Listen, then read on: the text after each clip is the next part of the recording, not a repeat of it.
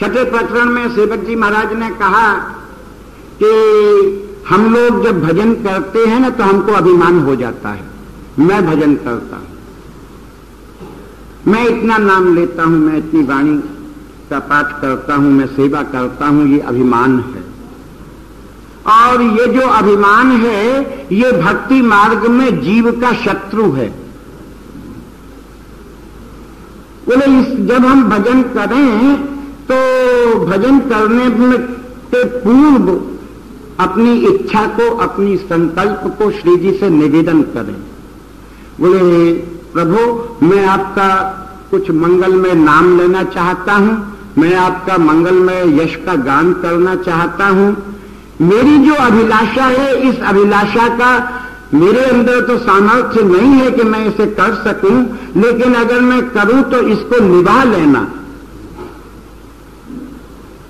रसिक के भजन को कौन निभाता है? सेवक जी बोले हरिवंश निवाहक हैं जिनके, सुख संपत्ति दंपति जू जिनके। हमारे भजन का निर्वाह महाप्रभु करेंगे, हमारे भजन का निर्वाह, हमारे भजन करने की भावना का निर्वाह कौन करेगा? बोले हरिवंश चंद्र करेंगे, राधा वल्लभ लाल करेंगे। और उनकी कृपा से जब भजन होगा तो भजन के साथ में हमको जो रस मिलना चाहिए वो रस भी प्राप्त हो जाएगा। बोले बलित शुभ नाम बलि विशद कीरत जगत। जिस वाणी की, जिस नाम की विमल कीर्ति, इसका यश सारे दुनिया में, सारे विश्व में छाया हुआ है, उस मंगलमय प्रेममय नाम और प्रेममय वाणी, इसके ऊपर मैं अपने को न्यौछावर करता।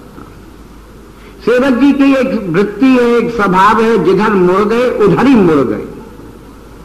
जब अपने को न्यौछावर करने बैठे तो केवल नाम वाणी पर न्यौछावर नहीं किया, आगे भी अपने को न्यौछावर करते चले गए, बलिहार करते चले गए।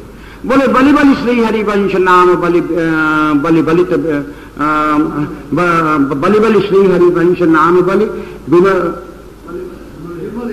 हाँ बलि बलि श्री हरिवंश नाम बलि बलित विमल जस। बलि बलि श्री हरिवंश कर्म वृत सुनाम बस। बलि बलि श्री हरिवंश वरन धर्म निगति जानत। बलि बलि श्री हरिवंश नाम कलि प्रगट प्रमाणत।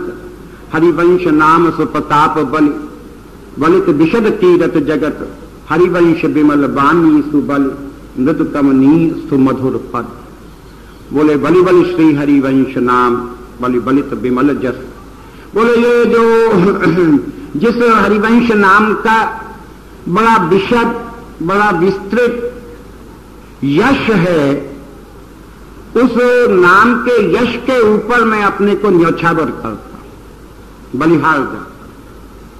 मैं उस हरिवंश नाम के ऊपर अपने को न्यौछावर करता हूं जिसमें कि वेद के कर्म कांड इत्यादि की सबकी विधियों को समाहित करके और एक ऐसा ही धर्म का मार्ग प्रवर्तन किया। ऐसे जो श्री हरिवंश चंद्र हैं उनके ऊपर अपने को बलिहार करता हूं।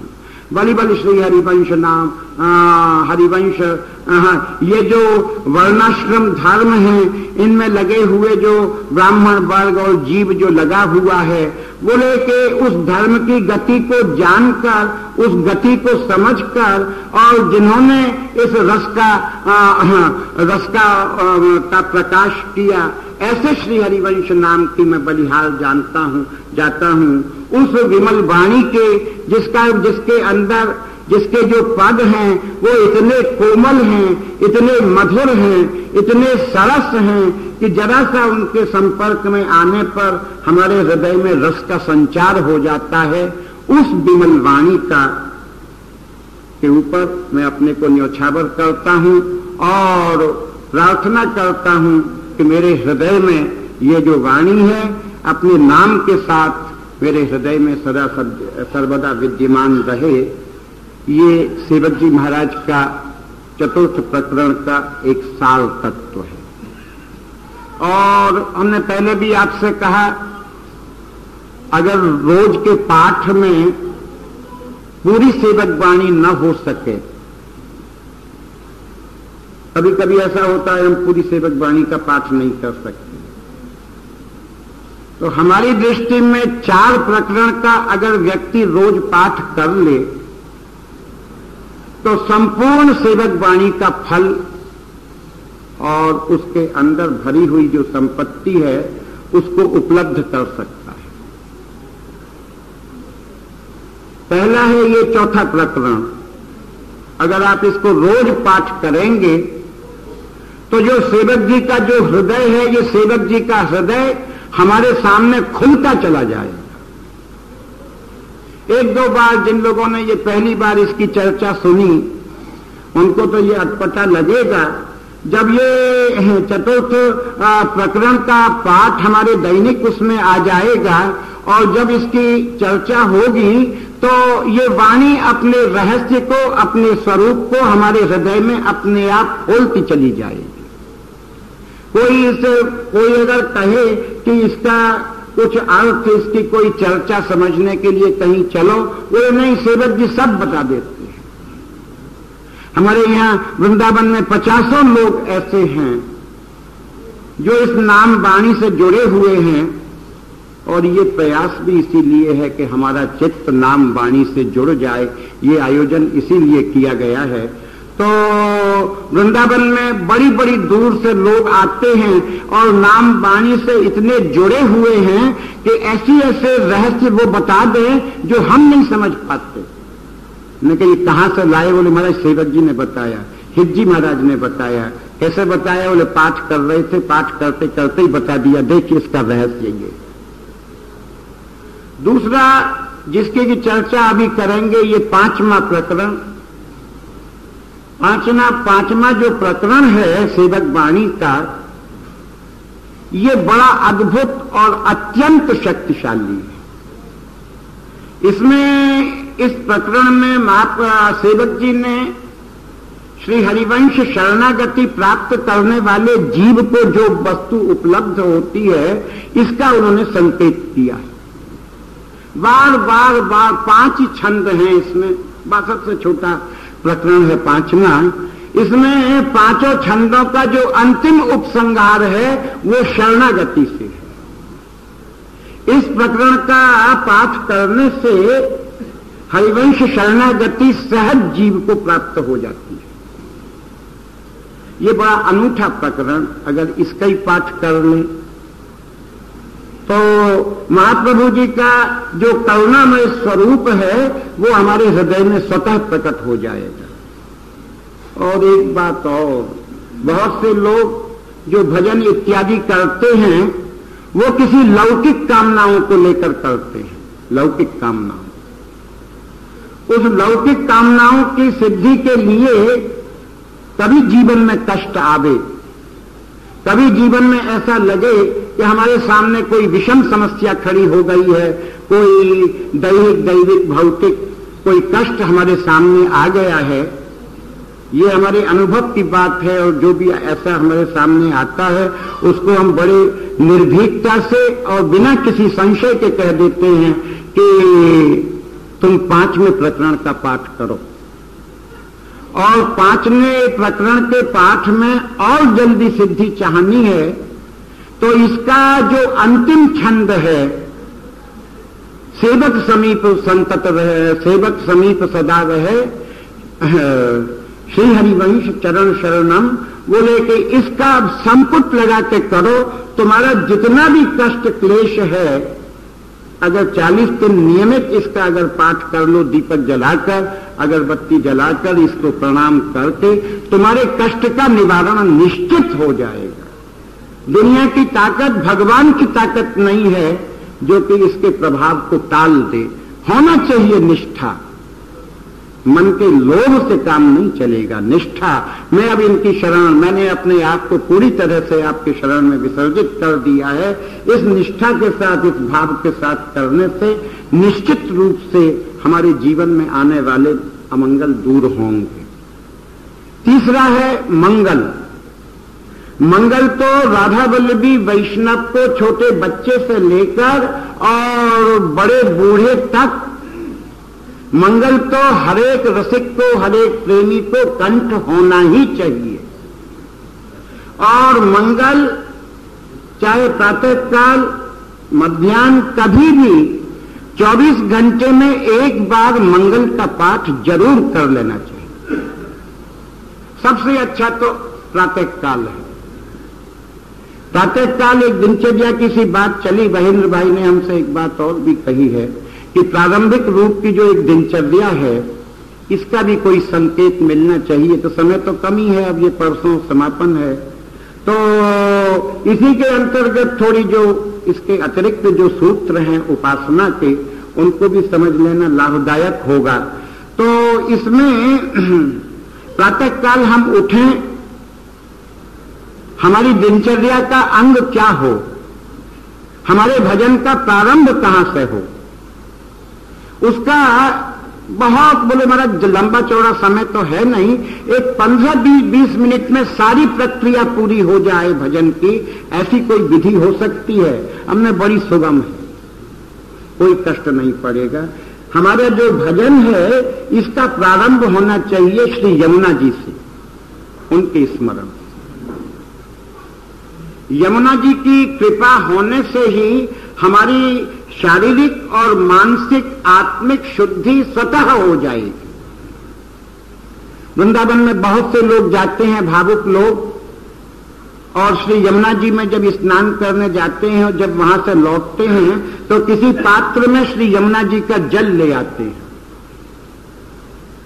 बोले महाराज जी वहां यमुना जी तो यहां तो है नहीं, यमुना जल हमारे पास में है, उसका जरा सा 2, 4, 5 बूंद हम श्री जी की सेवा में जो स्नान कराने का जो जल है, सेवा का जो जल है, उसमें 2-4 बूंद डाल देते हैं और उस यमुना को उस जल को यमुना बना देते हैं। वो जो नल का जल है 10-5 बूंद पड़ने से वो यमुना बन जाएगी। भावना का देश है।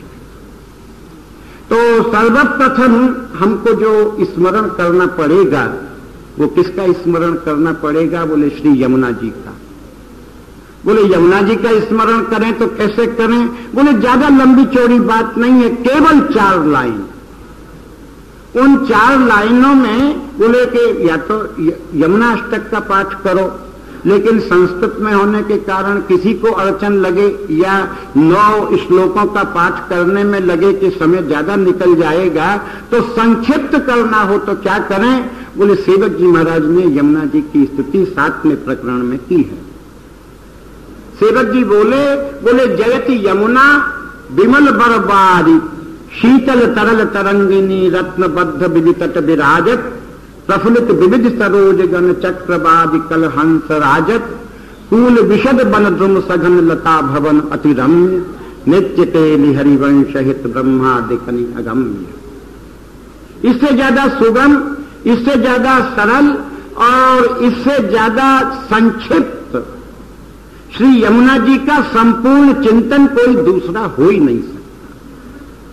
सेवक जी महाराज ने जो यमुनाष्टक है, इसके आप एक एक शब्द पर विचार करिए। जय जयति यमुना विमल बरबार शीतल तरल तरंगिनी रत्नबद्ध विवितट विराजत प्रफुल्लित विविध सरोज गण चक्रवादि कल हंस राजत कूल विशद बन द्रुम सघन लता भवन अति रम्य नित्य तेल हरिवंश हित वृंदा विपिन बसंत। ये 2 पंक्ति इसमें श्री यमुना जी की, और पिछली जो 2 पंक्ति हैं उसमें श्री वृंदावन का स्वरूप। तो वृंदावन से युक्त जो श्री यमुना है या श्री यमुना से युक्त जो श्री वृंदावन है, उसका सेवक जी महाराज ने 4 पंक्तियों में, अगर इतना हम बोलें, ये कब बोलें? बोले अतिरिक्त समय की भी जरूरत नहीं है, स्नान तो करते हो गए ना। जैसे ही पहला लोटा हमारा माथे पर पड़े, शरीर में पानी पड़े, उसी में ये बोलना शुरू कर दीजिए। जयति यमुना विमल बरबारी शीतल तरल तरंगिनी रत्नबद्ध विवितट विराजत। जब तक आप स्नान करोगे, साबुन आबुन लगाओगे, ये तो लोटे डालने में ये 4 पंक्तियों का पाठ हो जाएगा। जैसे ही ये यमुना जी की स्तुति समाप्त हो, तुरंत व्यास नंदन की स्तुति प्रारंभ कर देनी चाहिए। और व्यास नंदन की स्तुति का सबसे सुगम जो तरीका है, अमोघ, वो है मंगल। जय जय श्री हरिवंश व्यास कुल मंडना, रसिकनंदनी मुख्य गुरुजन भय खंडना। ये मंगल, अगर ये मंगल का प्रातःकाल स्नान करते में ही समय से ही ये प्रारंभ हम कर दें, जब तक अपना शरीर पहुंचेंगे तब तक मंगल भी हो जाए। ये मंगल क्या चीज है? ये मंगल जो है ये अमंगल का नाश करेगा। जब हमारे जीवन की दिनचर्या हमारी प्रारंभ होगी और उस दिनचर्या के प्रारंभ होने पर संसार के व्यवहार की जब विषमता आवेगी, उसमें कोई अमंगल आने वाला है जीवन में, दिन में, ये मंगल उसका नाश करे। ऐसे बंबई के लोग कहते हैं ना कि महाराज जब हम घर से बाहर निकलते हैं तो हम अपना सही जीवन तब मानते हैं जब रात को घर में आ जाते हैं। बंबई अपना पता रखते हैं पास में, टेलीफोन का नंबर रखते हैं, सारा कुछ अपना विवरण पास में रहता है। पता नहीं कब वो डंडा छूटे और जाने क्या का क्या हो जाए। बंबई में अपने घर से बाहर निकलना मृत्यु की गुफा में जाने का बराबर है, जाना पड़ता है। सब कुछ विवरण रखते हैं कि भाई कोई घटना दुर्घटना हो जाए, घर में समाचार दे देना, यहां है ले जाओ। ऐसे अनेक अनेक तरह की आपत्तियां विपत्तियां दिन भर आती रहती हैं, उलझाव आता ही रहता है। ये मंगल का पाठ करने से हमारा जो जीवन है और जीवन में आने वाली कोई भी दुर्घटना है, ये मंगल उसमें रक्षा कवच का काम करे। रक्षा कवच, ये रक्षा कवच है। बहुत से लोग क्या करते हैं, भावुक लोग, कि नाम का वो बनवा लेते हैं ताबीज, कोई श्री राधा नाम का और कोई श्री हरिवंश नाम का। ये जो नाम का ताबीज है उसको वो एक डोरे में होकर और अपने कंठ में डाल लेते हैं। बोले ये नाम काहे को डाला? बोले इसलिए डाला कि ये नाम जो है ये रक्षा करेगा, हमारी रक्षा। कोई भी विपत्ति आवेगी, उस विपत्ति का पहला जो टकराव होगा हमसे नहीं होगा, नाम से होगा, और नाम से टकरावेगा तो चकनाचूर हो जाएगा। नाम की ये विशेषता है। इसका एक बड़ा अच्छा चरित्र मिलता है। ये हमारे अहमदाबाद के परम रसिक श्री हरि भाई थे ना, ये संग लेकर आते थे। एक बार शायद 3 बस लेकर आए तो वो जरा दूसरे मार्ग से जयपुर होके आना पड़ता था। तो वर्षा की ऋतु रहती है राधा अष्टमी पर, तो वो 3 बसों को लेकर आए। 2 बस तो निकल गई मार्ग में, कहीं पानी भरा था, इनकी बस उछल गई और इतने जोर से उछली कि लोग जो जब सीट पर थे वो उछल के लगभग छत पर 2-4 लोग तो उससे टकरा गए। इतना बड़ा एक दचका लगा, उसमें हरि भाई को भी लग गया। लेकिन जैसे तैसे करके बस वो वृंदावन आई। इनको खड़ा न हुआ जाए। 2 दिन तो ऐसे ही व्यतीत हुआ, जितने लोग आए थे वो सारे के सारे लोग व्याकुल हो गए कि जब इंजन ही बेकार हो गया तो डिब्बा क्या करेंगे, कौन कीर्तन करावे। लेकिन जैसे तैसे करके राधा अष्टमी को खड़े होकर बाजा गले में डालकर और ध्वनि करा ली। बोले अब कुछ भी हो जाए कोई चिंता की बात नहीं। श्री जी ने नाम सुन लिया मुझसे चाब में। वो दर्द वेदना चलती रही। तो यहां फिर बाद में परिवार के लोगों ने कहा कि एक बार डॉक्टर को दिखाना तो चाहिए कि आखिर है क्या। जब वो उनको दिखाने के लिए ले गए, उन्होंने सब उसकी जांच की तो वो डॉक्टर भी हतप्रभ रह गया। बोले ये आदमी जिंदा कैसे है? क्या बात है? बोले कि रीढ़ की जो हड्डियां होती हैं उसमें 7 मनिये होते हैं, 3 मनिये बिल्कुल धसक गए हैं, ये तो जीवित रह ही नहीं सकते। फिर उस डॉक्टर की नजर उनके माथे पर लगा हुआ जो तिलक है, इस तिलक के ऊपर पड़ी तो वो तिलक में श्याम बिंदी और लाल बिंदी तो धारण करते ही थे, लेकिन बीच में काली श्याम बिंदी से श्री हरिवंश नाम लिखते थे, बड़ा सुंदर। उस तिलक के अंदर ही अंदर श्री हरिवंश नाम। डॉक्टर ने कहा, ये काला काला तुम्हारे माथे पे क्या लग रहा है? बोले, ये हमारे ठाकुर जी का नाम है। बोले, जिस समय ये दुर्घटना हुई थी ये नाम था? बोले, हाँ था। बोले, बस तुम्हारे जीवन को इस नाम ने बचा लिया। ये माथे पर ये नाम, काल आया और काल आकर नाम से टकराकर चूर हो गया तुम जहां के तहां। आशय क्या है कि ये जो मंगल है, अगर काल भी आवेगा तो मंगल जो है काल को भी एक बार ठोकर तो मार ही देगा। ये मंगल हमारे यहाँ की उपासना में का सार तत्व है।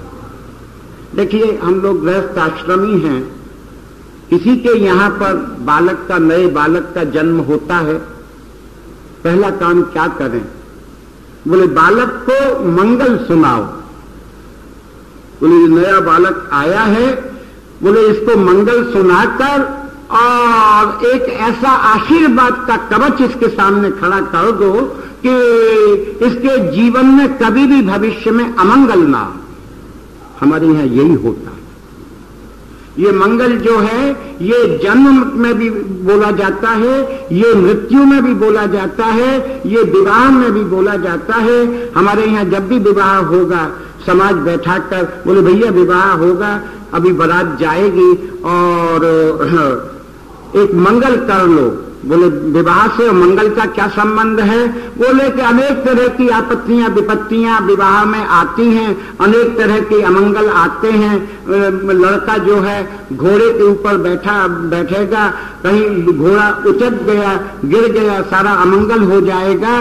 तो इस विवाह में का मंगल हो, इसका शुभ हो, इसके लिए विवाह से पूर्व उसके निमित्त में एक मंगल का पाठ करो। ये कोई बहुत बड़ी बात नहीं है। इसके लिए किसी अनेक बाहर के लोगों को बुलाने की जरूरत नहीं है, परिवार का कोई भी व्यक्ति कर सकता है। हमारे यहाँ जब किसी के वृंदावन में मृत्यु होती है तो सब लोग उसको लेके जाते हैं, तो संग में मंदिर का समाज और जाता है, मृदंग जाता है, मजीरा जाता है। बोले, स्मशान में जा रहे हो शव को लेकर, क्या है इन सब चीजों का क्या होगा? बोले, वहां मंगल बोलेगा, मंगल।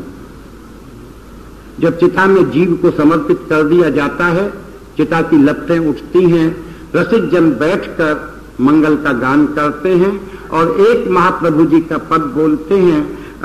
इसको वाणी में है, मानुष को तन पाए भजो ब्रजनाथ को, दरबी लेके मूढ़ जरावत हाथ को, जय श्री हित हरिवंश प्रपंच विषय रस मोह के, हरिहा कंचा हरिहा बिनु कंचन चलही पचीसा लोभ।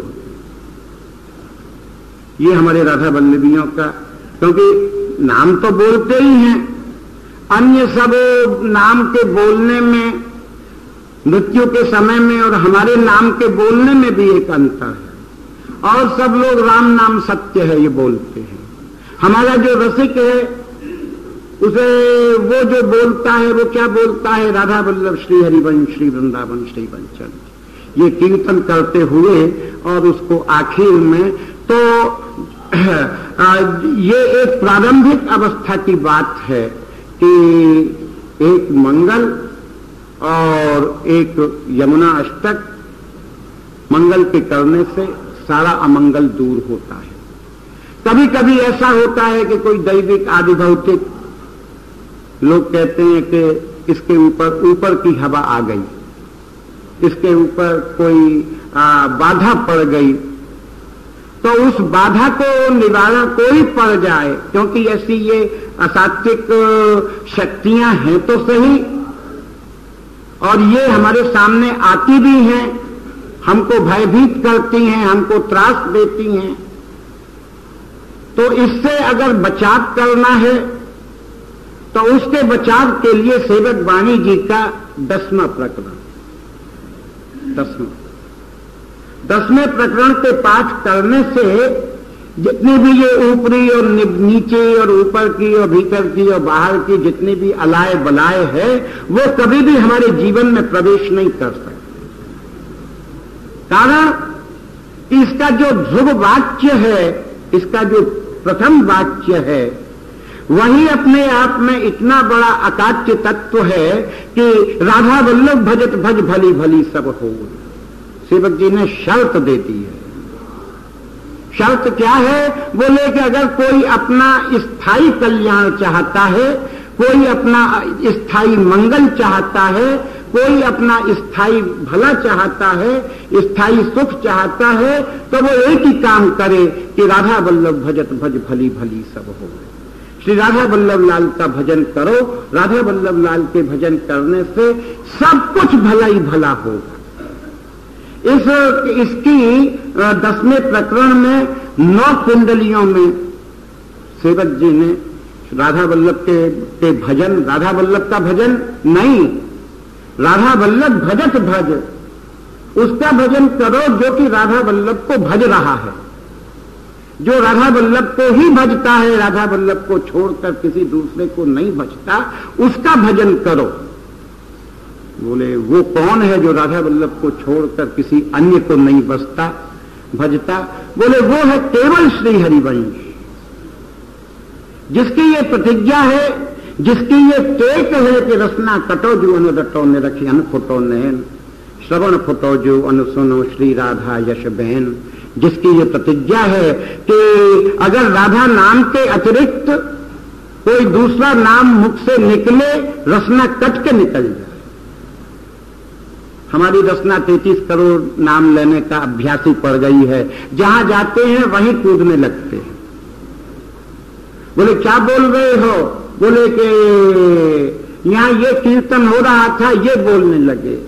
बोले तुम्हारी जो रसना है, ये रसना तो राधा नाम के लिए है, राधा नाम को छोड़कर ये नाम निकला कैसे? बोले कि हमारा तो देखिए जी, हम तो भौरे हैं, रस लेना काम है, जहां मिल गया वहीं ले लिया और पेट भर गया, उड़कर चले गए, कोई दूसरे भौरे के पास, किसी दूसरे फूल के पास जाएंगे। भौरा, ये जो भौरे की आसक्ति है, हरिवंश महाप्रभु जी ने इसको नस्वर ने कहा है। नस्वर ने ये चपल मधुकर ज्यों आन आन सो बान। प्रेम जो है ये भौरे के प्रेम से काम नहीं चलेगा। भौरा लंपट होता है, लंपट। ये संसार में अनेक लोग ऐसे हैं कि जिनके पुरुष अथवा स्त्री, ये तो दोनों समान बात है, उनके जीवन में उनको ऐसे ही चाट लग जाती है कि पुरुष अनेक स्त्रियों से संबंध स्थापित करना चाहता है। कोई अगर उसको टोके कि कल तुम्हारा इससे प्रेम था, कुछ दिनों बाद हमने इसका नाम सुना तुम्हारे मुख से, इसके प्रति प्रेम था, कुछ दिनों बाद इस स्त्री के साथ तुमने प्रेम की बात चलाई, आखिर इन तीनों में से तुम्हारा प्रेम वास्तव में है किसके साथ? वो जो कामी है, लंपट है, धूर्त है, वो बड़ी निर्भीकता से, बड़ी निर्लज्जता से एक ही उत्तर देगा कि सही बात यह है कि इन तीनों में से मेरा किसी से प्रेम नहीं, मेरी जो आसक्ति है मात्र इनके शरीर की से है, और ये मेरी इच्छा, मेरी कामना पूर्ति का एक औजार मात्र है, इनसे मेरा प्रेम किसी से भी नहीं है। अगर इनसे बढ़कर कोई और मिल गया, मौका मिल गया, तो मैं चौथी स्त्री से भी संबंध बना सकता हूं। बोले ये तो उचित नहीं। हंस के बड़ी बेशर्मी से कहेगा, अरे हम तो भौरे हैं, हम रस पीते हैं और फूल से हमारा प्रेम नहीं है, हमारा जो प्रेम है वो रस से है। लंपट का जो प्रेम होता है वो केवल शरीर के मात्र सुख से होता है, जो शरीरधारी है उससे उसका कोई लेना देना नहीं। इसलिए प्रीति में जो भौरे का जो प्रेम है, ये भौरे का प्रेम स्वीकार नहीं होता, लेकिन भौरा होता बड़ा प्रेमी है। श्री हरिवंश महाप्रभु जी ने इसको देखा। हमारे यहां आप देखिए 2 शब्द लगते हैं, एक शब्द है रसिक और एक शब्द है अनन्य। जब श्री हरिवंश महाप्रभु जी के नाम के आगे हम शब्द लगाते हैं तो दो लगाते हैं, रसिक अनन्य। बोले ये रसिक भी है और अनन्य भी है। ये रसिकता और अनन्यता दो बिल्कुल भिन्न चीज है, दो बिल्कुल भिन्न चीज। जो रसिक होगा वो अनन्य नहीं हो सकता, जो अनन्य होगा वो रसिक नहीं हो सकता, और जब तक कि रसिक और अनन्य दोनों ना हो तब तक प्रेम नहीं हो सकता। थोड़ी सी तात्विक बात है। बोले भौरे का जो प्रेम है, उसकी जो रसिकता है, उसकी रस के प्रति जो आसक्ति है, वो आसक्ति अगर हमारे पास में नहीं है, हम प्रेम नहीं कर सकते। हमारी ये जो दैनिक आसक्ति है ना, ये दैनिक आसक्ति ही श्री जी की तरफ लगेगी, वहां के लिए कोई अलग से थोड़े ही आवेगा। आप लोग नाम धुनी में बोलते हैं ना कि एक अहमता ममता जग में, ये है अति दुखदाई। संसार में दुख का कारण क्या है? बोले कि एक अहंकार, दूसरी ममता, ये संसार में दुख का कारण है। ये दुख में डालती है, ममता भी दुख में डालती है, अहंकार भी दुख में डालता है। बोले एक अहमता ममता जग में, ये है अति दुखदाई। बोले ये जब श्रीजू की ओर लगे तब होत परम सुखदाई। बोले ये जो हमारा अहंकार और ये जो हमारे हृदय की ममता, ममता को अलग नहीं कर सकते। ममता अलग हो गई तो प्रेम हो नहीं सकता। ममता क्या है? बोले ममता है गोंद जो चिपकाती है। हमको कोई चित्र है, चित्र लाए हैं, उसको फ्रेम में मढ़ना है, चिपकाना है। काहे से चिपकाएंगे? बोले गोंद लगाएंगे, या वो आटे की वो लेई बोलते हैं, वो लगावेंगे, उससे चित्र चिपकाएंगे। कोई कहे कि गोंद बड़ा बुरा है, इसने चित्र चिपका दिया। किसका? बोले एक अधनंगे, एक किसी स्त्री या पुरुष का चित्र इसने गोंद ने चिपका दिया, बहुत बुरा। बोले नहीं, इसमें गोंद का दोष नहीं है, इसमें चिपकाने वाले का दोष है। गोंद का काम है चिपकाना, चाहे इसमें सिनेमा का पोस्टर चिपका दो या अपने इष्ट के का चित्र चिपका दो, गोंद का काम है चिपक जाना। और जब तक चिपकने की क्षमता नहीं होगी, चिपकने का कोई साधन नहीं होगा, तब तक हम जोड़ नहीं सकते, हम मिल नहीं सकते। कोई माध्यम होगा जो हमको मिला देगा, जो हमको ले जाकर उनके समीप ले जाएगा। वो माध्यम क्या है? बोले माध्यम है ममता। बोले ये जो ममता, जिसने हमको इतना हमारे आंखों पर पर्दा डाल रखा है कि हमको श्री जी के प्रति तो नजर जाती नहीं, सारा संसार ही संसार दिखता है। इस ममता के गोंद से श्री जी की छवि को चिपकाना पड़ेगा। इसलिए नामधुनी ने कहा कि एक अहमता ममता जग में, ये है अति दुखदाई। ये जब श्रीजू की ओर लगे तब होत परम सुखदाई। अगर ममता खत्म हो जाए तो मनुष्यता खत्म हो जाए। मनुष्यता का आधार है ममता। श्री शंकराचार्य जी का एक प्रसंग मिलता है। जगत गुरु शंकराचार्य, उनके शंकराचार्य जी के माता का देहांत हो गया। किसी ने जाकर शंकराचार्य से कहा कि महाराज आपकी माता जी का ब्रह्मलीन हो गई है। शंकराचार्य तपाक से बोले, क्योंकि ज्ञानी थे, कौन मां कौन पुत्र, किसकी माता किसका पिता, सब मात्र ब्रह्म है। मर गई मैं क्या करूं। शंकराचार्य से कहा कि महाराज जितनी स्पष्टता से आपने ये बात कही और माता की मृत्यु पर आपने जो ये विचार प्रकट किया कि कौन माता कौन पुत्र, जो ज्यादा ज्ञानी होता है ना वो यही सोचने लगता है। सुखदेव जी के पीछे भी जब व्यास जी पुत्र स्नेह को लेकर भागे तो सुखदेव जी ने भी उनसे कहा कौन बाप कौन पुत्र। सब मिथ्या है, एक प्रभु सत्य और सब कुछ नहीं। बोले अगर तुम्हारी माता ये समझ लेती, कौन लड़का कौन पुत्र, एक प्रकृति का योग था, इसका जन्म हो गया, मेरा इससे क्या लेना देना।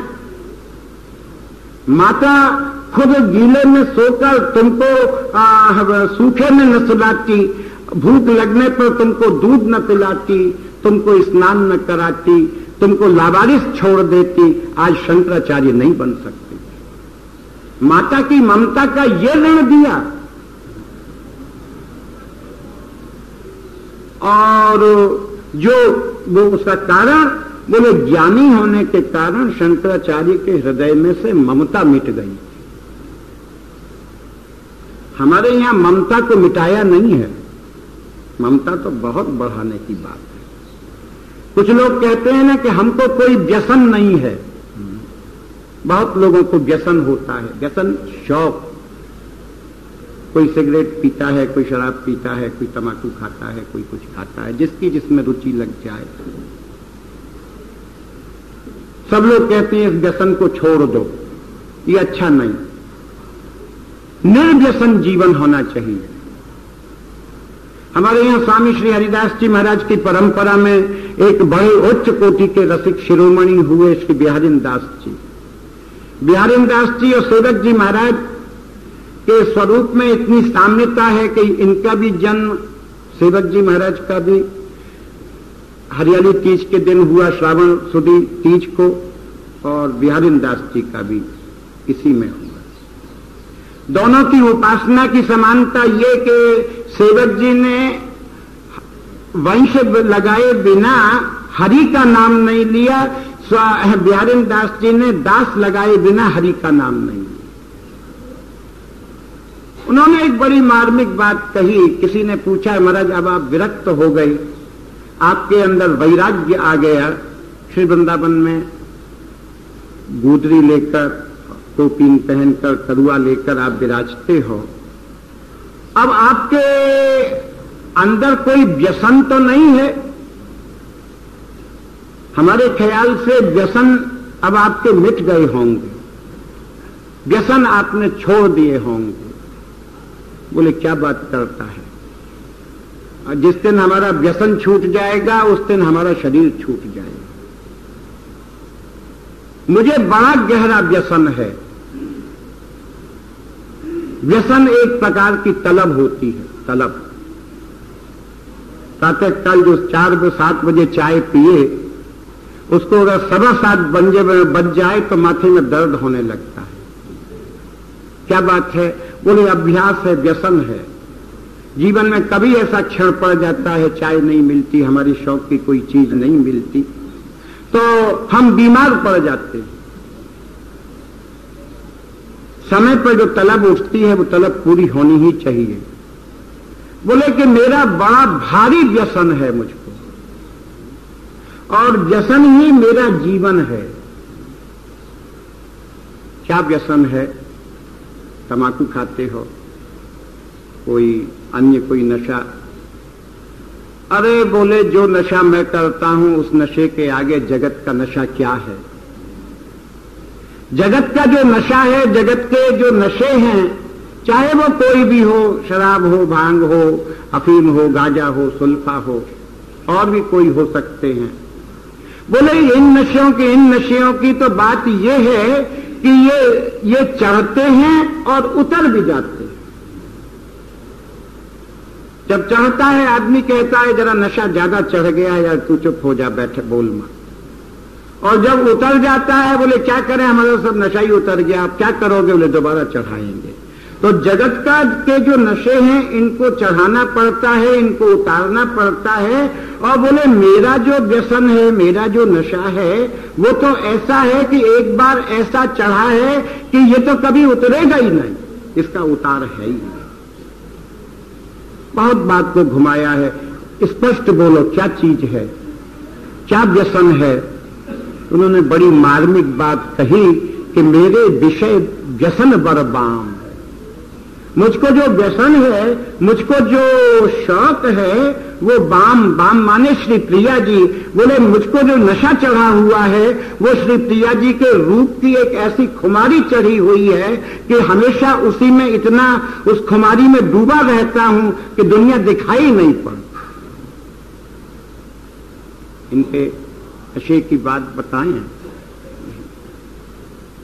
एक दिन यमुना जी पर स्नान करने के लिए गए तो अपनी नित्य क्रियाओं से निवृत्त होकर दातुन करने बैठे, और दातुन करने बैठे तो धीरे धीरे, ये कोई पेस्ट वेस्ट तो थे नहीं उस समय, लताओं से ही कोई एक छोटी सी दातुन ली और उसको धीरे धीरे घिसा। तो जब ये दातुन कर रहे थे तो उसी समय एक होली का पद इनके चित्त में उभरा, और जब होली का पद उभरा तो उसी के साथ में लीला उभर गई। वो जो कुछ ये गा रहे थे वो साकार होके इनके सामने प्रकट हो गए। बिहारी दास बैठे बैठे पद को गुनगुनाते जाएं और दातुन करते जाएं। सारा दिन निकल गया, सारी रात निकल गई, दूसरे दिन पूरा दिन निकल गया, रात निकल गई, तीसरा दिन पूरा दिन और रात निकल गई। बिहारी दास दातन करते जा रहे हैं और पद को गुनगुनाते जा रहे हैं। 3 दिन हो गया, चौथे दिन तंद्रा भंग हुई, दातन खत्म हुई, वो लीला खत्म हुई तो दातन खत्म हुई। जब वो दातन खत्म हो गई, स्नान करने का प्रयत्न करने लगे तो जो कुछ संत मंडल था उन्होंने आके बड़ा उनको उल्हाना दिया, क्योंकि बिहारी जी की सेवा करते थे। और बिहारी जी की सेवा जब 3 दिन वहां बैठे बैठे दातनी करते रहे तो सेवा कौन करे। बिहारी जी बेचारे 3 दिन पड़े रहे, न उनकी सेवा हुई, स्नान हुआ, न उनका भोग राग लगा, न आरती हुई। तो लोगों को बड़ा चित्त में क्लेश था। मालूम पड़ता है ये पागल हो गया, मालूम पड़ता है कि इसका माथा फिर गया या अभिमान इतना आ गया। ठाकुर की जरा चिंता नहीं है, बैठे बैठे अपनी रसिकता हाँक रहे हैं। एक का संतों ने कहा कि बिहारी दास जी आपने बड़ा बुरा किया। बोले क्या? बोले आप 3 दिन से यहां बैठे हैं और बिहारी जी की सेवा नहीं हुई। बोले क्या कहता है, बिहारी जी की सेवा नहीं हुई? बोले हाँ, बिहारी जी 3 दिन से बंद है, ना उनका मंगला है, ना उनका श्रृंगार है, ना कोई भोग है, राग है, ना आरती है, स्नान भी नहीं है। ये तो बात उचित नहीं है, आप नहीं कर सकते हो तो सेवा छोड़ दो। बोले भाई मैं तो बिहारी जी की सेवा में ही था। बोले सेवा में थे कि यहाँ दातन यमुना जी पर बैठकर दातन कर रहे थे? बोले नहीं, मैं सेवा में था। और कौन कहता है कि सेवा नहीं हुई? जाओ मंदिर खोलो, मंदिर खोलकर बिहारी जी का दर्शन करो। लोग गए। जब गए, जैसे ही निधिवन में प्रवेश किया तो द्वार पर ही ऐसी मादक सुगंध का उनको अनुभव हुआ जैसा कभी नहीं अनुभव हुआ। बड़ी मादक सुगंध। बोले बड़ी सुंदर सुगंध है, कोई बड़ा सेठ जो है वो इत्र दे गया होगा और जिसकी गमक से ये सारा स्थान महक रहा है। जैसे जैसे आगे बढ़ते जाएं वो सुगंध का झोंका तेज होता चला जाए। जाकर ऐसा कोई आज जैसा मंदिर तो था नहीं, एक कुटिया सी थी, उसमें श्री बिहारी जी विराज रहे थे। उन्होंने कुटिया का दरवाजा हटाया, देखा कि पगड़ी के श्रृंगार से लेकर चरण पर्यंत तक सारे श्री अंग में से रंग टपक रहा है, ताजा रंग, और उसमें से ऐसी सुगंध की लपट उठ रही है कि वो जो लोग देखने गए थे वो मूर्छित हो गए। थोड़ी देर में स्नान करके बिहारी दास आए, उनको मूर्छित पड़े देखा, उठाया, क्या बात है? देखा सेवा हुई? बोले हाँ महाराज, ऐसा लगा कि बिल्कुल ताजे कोई इनसे होली खेल कर गया है कोई व्यक्ति, और श्रीअंग पर से जो रंग का जो टपक रहा है उसको देखकर और उसकी सुगंध को हम तो झेल ही नहीं पाए। बोले मैं 3 दिन से ये मंदिर बंद था, ये होली कौन खिला गया बिहारी जी को? अरे बोले कि कौन खिलावेगा, मैं ही तो खिला रहा था इनको। बोले जमुना जी पे थे कि यहाँ थे? बोले भैया बात ये है कि जैसे ही मैंने दातुन करना प्रारंभ किया, होली की लीला श्री जी ने प्रकट कर दी। बिहारी जी होली खेलने के लिए आ गए और मैंने यमुना जी के तट पर उनको खूब होली खिलाई। जब होली हो गई मैंने इनको यहाँ मंदिर में पहुंचा दिया। तुम देख रहे हो ये रंग, ये सुगंध, बिहारी जी का रंग बिरंगा स्वरूप दिखता है? बोले हाँ दिखता है।